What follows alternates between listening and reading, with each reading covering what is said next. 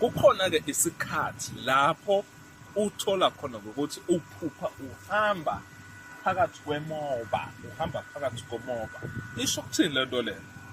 Lapho abantu abadala lapho basuke bakukhombisa ukuthi kukhona inhlanhla lenkulu lezayo, kusuke kukhomba ukuthi iy'ndlela zakho zale nto lena othi ufuna elungu zizokhanya, kukhona into lenhle lezayo. Kube khona-ke lapho-ke isikhathi lapho phinde uphuphe khona umoba. Lo moba lona uwuphupha usunjani? Ulihlaza. Phinde kube khona lapho isikhathi lapho uphupha khona lo moba usunjani? Usuvunwa.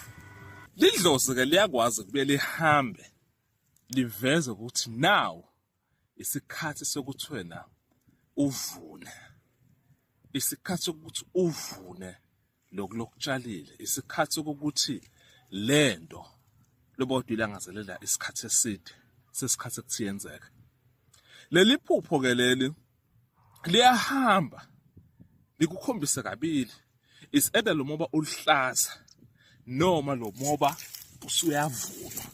Yabo, usuyavunwa lo moba lona, uma uvunwa lo moba lona isayisho ukuthini ke lento le? Leli dlozi lakho seliyakukhombisa ukuthi manje isikhathi sokuthi izinto zakho zihambe kahle.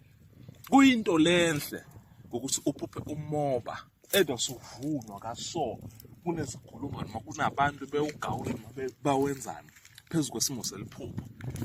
Lapha ngalesikhathi kwesinye isikhathi uphupha lo moba uluhlaza,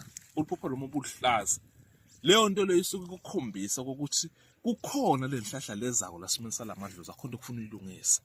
Kodwa uma sowuphupha lo moba sowuvunwa kaso, kuyinto lenhle leyo, kuyakhombisa ukuthi kukhona injabulo yesibusiso thize lezako esilethwa yini? Lidlozi. Ngaso sonke isikhathi uma ubona umoba is-either uluhlaza noma usuyavunwa, ubokwazi ukuthi kukhona into lenhle lezako empilweni yakho.